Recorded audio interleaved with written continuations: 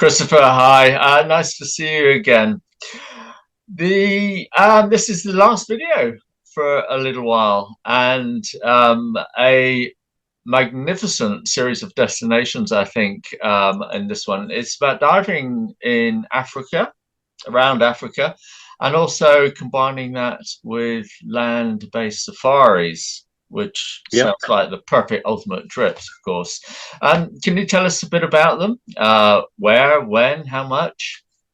sure. It's a big continent. It's a lot bigger than people think. Um, Mainly because the perception that we have of Africa is one that's given to us by the maps that we look at school, which are not drawn to scale. I mean, you'll appreciate as a photographer, it's a bit like a fisheye lens, and all the stuff that's in the middle, notably Africa, is actually small in comparison to the stuff that's on the edge that's all stretched. In reality, in terms of surface area, if you turned the rest of the world into Tetris pieces, you could fit North America, South America, China, Russia, and India all within the African continent. Look it up. There's a really good, quite a few websites now that do like an animated version of it. So Africa is absolutely massive. We covered diving from the southern tip in Cape Town in South Africa, all the way up the Atlantic and Indian Ocean coastline, up to the equator to Pemba Island, which is the northern point of the Zanzibar archipelago. So there's a lot of ground to cover. I'll just try and give a little brief summary of each place. So we start at the bottom. Cape Town was known as being a great place for great white shark encounters in cages, but probably 5-6 years ago now, the great whites disappeared. They found the carcasses of 4 great whites missing their liver, washed up on the beach, and there were orcas present, and they've never returned. There is still diving in False Bay, but now the focus is more on diving in the kelp forests, where there are quite a few endemic shy shark species. Also, the very enigmatic and ancient-looking seven-gill cow-nose shark. Looks like a slightly goofy tiger shark in a way. That can be done with or without a cage. And then about 40 kilometers offshore, there's a great spot for diving with blue sharks in season. So from October through to June. And also there's a good chance of being able to snorkel with makos out there. So that's the Western Cape. And then there's quite a big jump to the next most commonly dived area, which is a dive area called Aliwal Shoal. It's about a sort of 3 kilometer long fossilized sand dune. Bottom of it's about 30 meters deep, top of it's about 6 meters deep, and there's everything in between. Quite a lot of dive sites along it, offering a variety of marine life. There's a bit of coral cover there. It's like the southernmost coral reef that we'll find. Not super abundant, but there's very good Indian Ocean fish life there. It's mainly a destination for big things, so there's lots of different ray species can be seen there. They have ragged tooth sharks, also known as grey nurse sharks to our Australian cousins, or sand tiger sharks to the North Americans. So they aggregate there, and they go down there to mate from about May to November. We also have baited shark diving there, lots of oceanic black tips, and also tiger sharks pop up around there. And actually, about an hour further south, there's a spot called Pratia Banks, big tuna fishing ground, which is a bit like a poor man's Galapagos, where you can see anywhere between 6,000 and 6,000 scalloped hammerheads on any given day. And it's also good for baited sharks.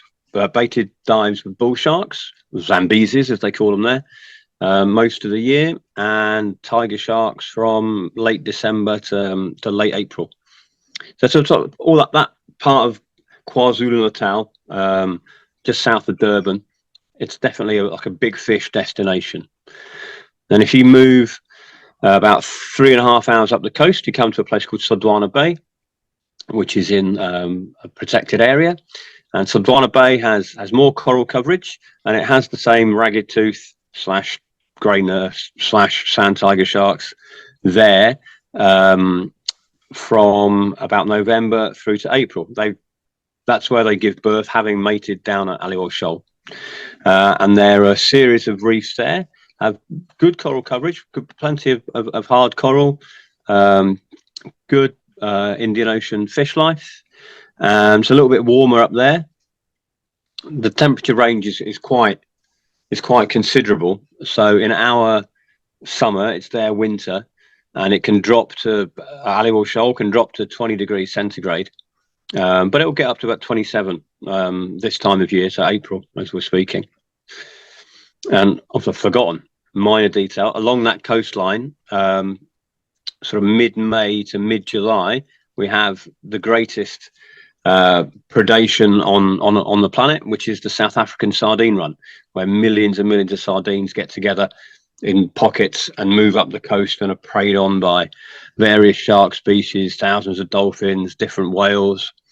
That's a very exciting adventure, though most of the time that is done as a snorkel trip, not as a scuba diving trip, due to the need to get in and out of the water quickly to keep up with the fast moving bait balls. It's a lot easier without cylinders to take off, get back into the boat and re-kit again. And most of the actions are close to the surface.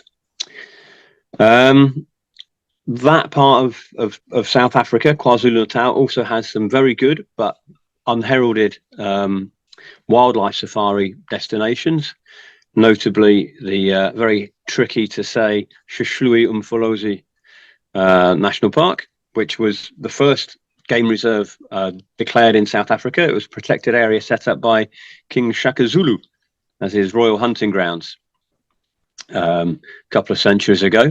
But that's a prolific area for wildlife, and there are a couple of other very good reserves around KwaZulu-Natal close to the dive destinations, so it's easy to combine diving and safari there.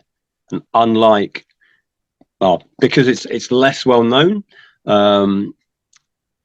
for a comparable standard of accommodation in comparison to the Kruger National Park, for example, or the best private reserves around the Kruger National Park, you can get really good value for money safari there as well. And the diving is by most standards cheap. You're looking at anywhere from about £600-700 for a week's diving, 12 dives, a couple of baited shark dives, accommodation and breakfasts in KwaZulu-Natal. Then moving swiftly northwards, we cross the border from South Africa into Mozambique, literally just over the border, and you can combine South Africa and Mozambique diving in one trip. We go to a place called Ponta do Ouro, which means the point of gold in Portuguese. It's an ex-Portuguese colony. This has, as we're going further north, the water's slightly warmer year round, even more extensive coral reef coverage. Also a great place for big fish diving from October through to May. Lots of different shark species there, lots of different rays and cleaning stations.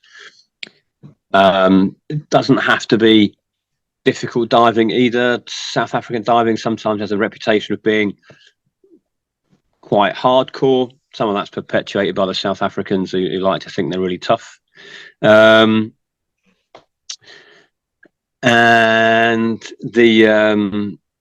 some of the dive sites are super easy. I mean, there's one at Ponta do Ouro called Doodles. It's like always a winner. I was there a couple of weeks ago, and it's like 14 meters deep, but you've got like 3 different species of stingray coming in to be cleaned. A loggerhead turtle just barreled its way through the dive group, sat on the sand, and was there for 45 minutes. It was there after we left, being cleaned. Bunch of potato bass or groupers hanging around there as well, coming in to be cleaned. Super photogenic, really easy to dive with, and the place is at Fish Soup. It's a great dive site, and there are quite a few like that. And then there's a few deep dive sites, Pinnacles being the most well-known one, that attracts a lot of different sharks. 19 different shark species have been seen there. In 3 dives there over 2 days, I saw half a dozen tiger sharks, 2 small schools of scalloped hammerheads, some teeny wee, well, not quite that small, but some very baby, very juvenile silver tips, oceanic black tips, a couple of bull sharks cruising down below. So there's plenty going on there. And again, that's a very cost-effective dive destination. A week with accommodation and a 12 dive package there is going to be around, worked out in dollars, that's about $800. So that's going to be £600, £650, something like that. And that can be accessed either from South Africa or from Maputo now. It's only a 2-hour drive from Maputo, but you can tie it into a longer trip and dive sort of as a road trip, dive 3 different destinations in KwaZulu-Natal, whack on a sort of 3-4 night safari at the end. Then if we move further up the coastline in Mozambique, in sort of central Mozambique, there's a place quite well known called Tofu. That's how you want to say it. It's spelled TOFO. And that's been a popular destination for diving with manta rays for quite some time. And it was there that Dr. Andrea Marshall, the BBC dubbed Queen of the Mantas, made the discovery and then did her research to prove that there are 2 manta ray species in the world, now known as Mobula birostris, the giant manta, and Mobula alfredi, the reef manta. So all that was done there, and you can still see both species there pretty commonly. It's also a good place for whale sharks. They have a permanent sort of aggregation of whale sharks that are there. We often see, not on scuba, but on what we call an ocean safari, on like a snorkeling trip. Other notable things there, lots of blotched fantail rays, big groupers, a couple of the biggest moray eels I've seen anywhere. One of them was like the size of a horse's head. And some cool, funky stuff that's rarely seen elsewhere, like zebra sharks, some people call leopard sharks. They're on about 4 different dive sites there. They're super funky little things to see. There's the bowmouth guitarfish, which looks a bit like a sort of cross between a shovel nose ray and a stegosaurus. It's got these funny bits of sort of armor plating in rows across the top of its head. And one of the most interesting discoveries there is a ray called the small-eyed stingray. It's the largest of the stingrays, and its stinger is pretty much the thickness of my forearm. And unlike most stingrays, which bury themselves in the sand nearly all the time, they're rarely seen swimming around. The small eye is a flip of that, and it's nearly always seen free swimming and rarely seen in the sand. And it's along the Mozambique coastline. It's the only place it's been seen in the water. When it was first sighted, the scientists of the Marine Megafauna Foundation that we work closely with weren't sure what they were looking at, so they contacted their colleagues around the world, and they found it and identified it from fish markets in Indonesia. And it wasn't known that its distribution went as far as the African coastline, but that's the only place it's ever been seen underwater. And most recently we got a picture of one all the way down at Ponta Douro. So there's a lot of cool stuff to be found around there. And if we go a couple of hours, 3 hours further north of Tofu, we come to a place called Morongulo, which was dived on and off sort of by South Africans in the 80s and 90s, but then it sort of fell by the wayside. But 2 years ago, a couple of friends opened up a dive center there, and we went there in 2022. And the diving there it's like Tofu, but on Class A drugs. There's everything that you get at Tofu. Plus, they started doing baited dives with tiger sharks with very good success there. So there's lots going on there. It's quite a different atmosphere to Tofu. Tofu's a really cool, very pleasant beach village that's grown, but it's still all sandy roads. There's a lovely vibe between like the diving community and the local community. They've done a really good job in involving Mozambican locals in diving and training them up, and we now have Mozambican instructors there. So it's a really chilled place to hang out, and there's horse riding and yoga studios and all sorts of other stuff going on there beside diving. But if you get up to Morongulo, the only thing there is the dive lodge. It's got 8 rooms, and the beach is untouched. You know, I've run up and down it, done a half marathon one way, a half marathon the other way, and each time I've come across about 5 fishermen on foot. It's beautiful, absolutely pristine. Then from there, if you keep going north, another couple of hours, you end up at Vilanculos. Now, Vilanculos is of strategic importance because there's an international airport there, and you can fly in there from Johannesburg or from a place called Nelspruit, which is in Kruger National Park, or near Kruger National Park in South Africa. So it makes it a good place, a good way to combine the diving and safari trip through there. And from Vilanculos, you can dive 2 Mile Reef, either based in the town of Vilanculos itself, or you can go and stay in some very nice luxury lodges in the Bazaruto archipelago. So Benguera Island is the best of the bunch. Or slightly about half an hour out of Vilanculos up the coast, there are a couple of fantastic value for money 5-star places that they come in at about $350 a night per person, but it's all inclusive, spa treatments, gourmet food, wine. Really nice place to base yourself for a bit of diving and some relaxation after a safari.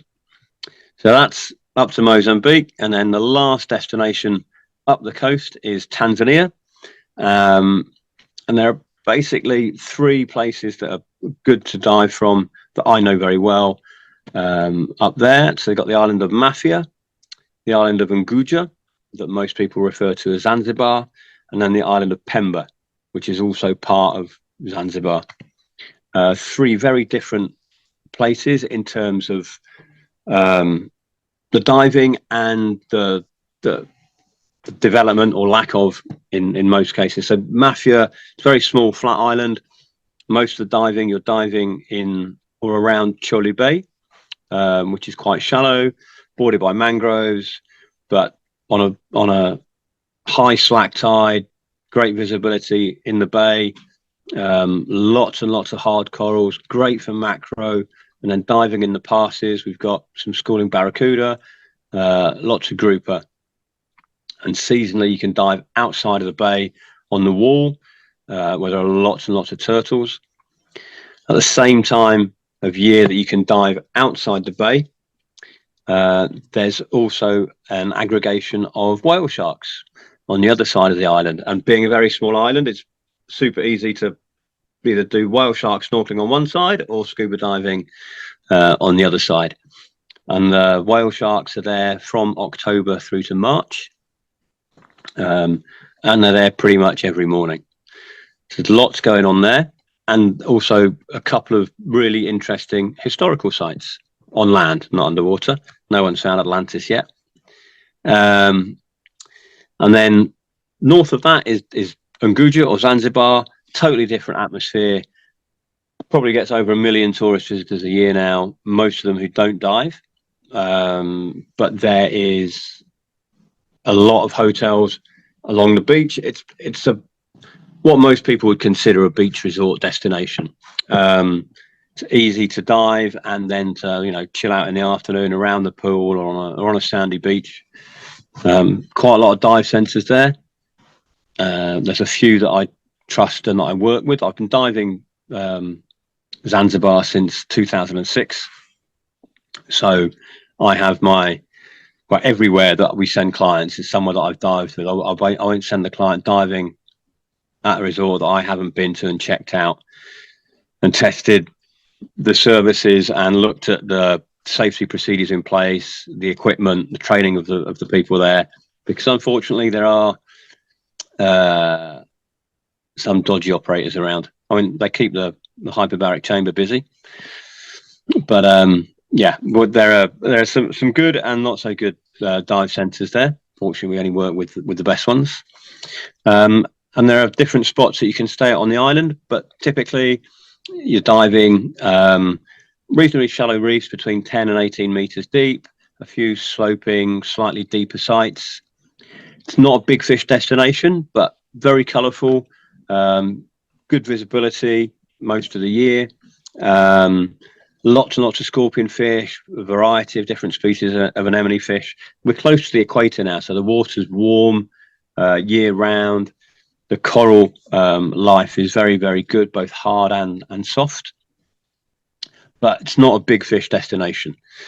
And then half an hour plane ride further north, we're almost at the equator on the island of Pemba. Similar size to Zanzibar. It's only got about half a dozen places to stay on there. Really only sort of 3 dive centres on the island, and super remote. But there the diving is very different to Zanzibar. Diving off the west coast, and we're diving in the passes on an incoming tide, or on the walls on the edge of the island. But it gets deep very quickly. It drops down to about 300 meters, pretty much straight off the coast. So there's lots of nutrients coming up, lots and lots of corals, amazing for nudibranchs. Some reasonable sized schools of snapper and barracuda, emperors. Again, not really a big fish destination. I actually saw a great white there once when I was doing an exploratory dive, but very seldom you'll see sharks there. But superb for photography, great drift diving in warm water, and typically the viz there is 30 meters plus. I've done dives there where I know the pass is 80 meters across, and I sat in the middle of I've been neutrally buoyant in the middle of the pass, and I can see the wall on both sides, and I'm 30 meters down. So there's some stunning scenery there.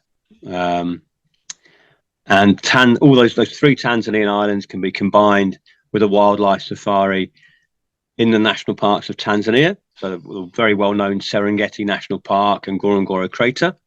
And then to the south, much lesser known, Ruaha and Selous or Nyerere National Park offer great wildlife safaris as well. But you can also combine it very easily with a wildlife safari in Kenya. Masai Mara, Amboseli National Park, Tsavo East and Tsavo West, Lewa Conservancy. There are plenty of options. There are very good flight connections between Kenya and mainland Tanzania and the islands. So it can all be linked up into a bespoke package very easily. Wow. That's a lot of information. My goodness. I'm more impressed that you remembered it all as the destinations themselves. I mean, what some fantastic trips. My goodness gracious. And you get to go on all. I've been diving that part of the world since I learned to dive in 2004 in South Africa, and I've been diving there ever since. I lived there for quite a while. I was based on Pemba Island on and off for about a year and a half, and I go back every year. I'll probably still spend 4 months of the year in Africa, diving, checking out new suppliers, checking in with current ones, and going on safari looking for new destinations as well. I mean, I've totally forgot. New destinations, there's the Comores. If you want really out of the way places, Moheli Island in the Comores, almost no one goes there. There's one place to stay. The owner, Hans, won't mind me saying it's quite rustic, but it does the job. It's very cost effective, and it is for people who want to get off the beaten track. That's pretty much as off the beaten track as you're going to get in Africa now. In fact, in most parts of the world. Yeah, it is quite a remote place, I must say. Christopher, thank you very much. I mean, it's been great listening to you about Indigo Safaris and all your trips. And I can only wish you well with them all. I hope they all go extremely well for everybody as well. Thank you very much, Jeff. Thanks for your time. No, my pleasure. And yeah, well, I'll say goodbye for now. Cheers, Jeff. Cheers Bye now. bye. Bye bye.